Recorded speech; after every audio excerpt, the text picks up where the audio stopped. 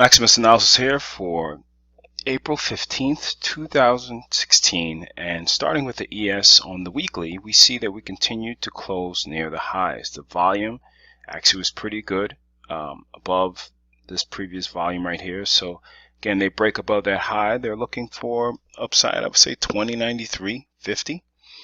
Okay, the level that was posted this morning was 2070.75, and that held. And we want a couple levels to hold for next week. The first level, of course, well, not of course, but the first level is 20.57, and then we want to, of course, see the weekly low of 20.29.50 to hold. Okay, we see that hold and then continue higher. There's nothing bearish right now except for these lower highs put in place, but 20.93 still puts them at a lower high compared to this, but this was pretty much the last time it broke. So let's see what type of volume they come in around there. Next we have, matter of fact, let me show on the weekly, on the daily. You could just see that we have a small range. So again, this week, today was like a 5-handle range, I think, on the ES, and that makes very difficult day trading. These are days that you usually will get chopped up, or you just got to say the hell with it, and hopefully you're finished by like 11 o'clock. But again, we'll continue to watch this. We'll look at the NQ, and the NQ, we want to see them hold this 44.91.75 area to the 45.06 area, and again, the target to the upside would be around 45.90. Okay, with the YM, we briefly touch on this. We want them to see them to continue to hold the 17,500 level. CL, kind of interesting here. So CL had a pull and they tapped the $40 level and then rebounded about 40 ticks, but they got as low as 39.98. So they tapped 40 and then bounced back up. What concerns me with that is we've looked at this for a little while, and you see this little area that I deemed here. Okay, it's going back. They tapped it and sold, tapped it. Not saying they're going to sell, but the weekly time frame it has a shooting star, and I don't like that if I'm a bull. So that really means that I need this low to not be broken. This low of 39.25 needs to stay steady. Okay, we stay steady with that, we're good. We'll continue on. Of course, they break this high next week, it's continued upside to the 44 level. But that shooting star for break of this low means that, you know, it would be another sell signal around here, and then we just want to see where it goes, because again, they break this low of 35.01 or 39.58, then they'll watch those levels as well. So let's look at some equity names, and we'll start with Google.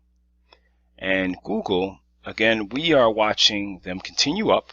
Volume is okay, I guess. It really isn't a champion in regards to the volume, but it's continuing to go up, grind up. And again, the big level is this 756 area we want to continue to hold, and that will bring them right back over here. We want to make sure that they hold that. Looking at the weekly for Google, you can see that, again, they broke last week's low a little bit, then rebounded.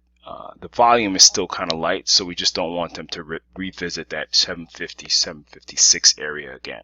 So again, bulls in control, sloppy pattern, but we just want to make sure that they still have not taken out this earnings high. Next thing we want to look at is Apple. Apple was actually down $2.25. Based on some news that came out, but you know, either way, it's coming at a resistance level that we've seen, and excuse me, right now it's coming to that resistance level, and you're starting to see a shooting star in regard to and 3 lower highs. So let's see if they're going to continue for some more downside potential to test that 200. They test that 200, we're looking at 85 to 80. Yeah, which will put it right down here. But I don't know if that's going to happen over, you know, again, it's not going to be next week, but we continue to watch this one as well. Now, let's look at Facebook. And Facebook was down $1.20, and now it's at a point that you're like, all right, who is going to win?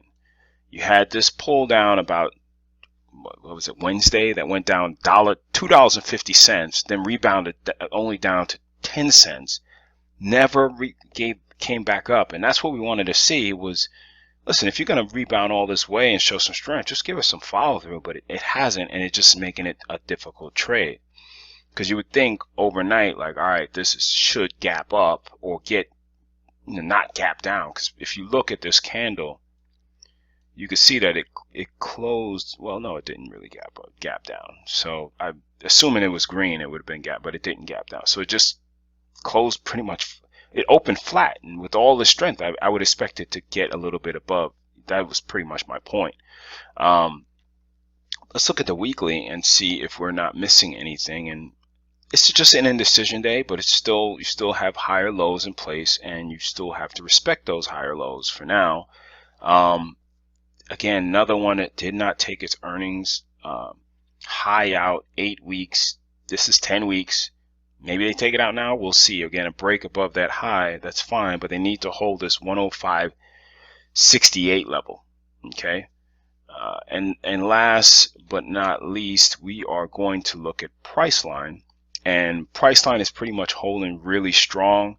And it's not more on the daily time frame, but more on the weekly time frame. This is a pretty good move right here, establishing this tight flag and breaking above. So I think they could have some more highs unless something really doesn't pan out.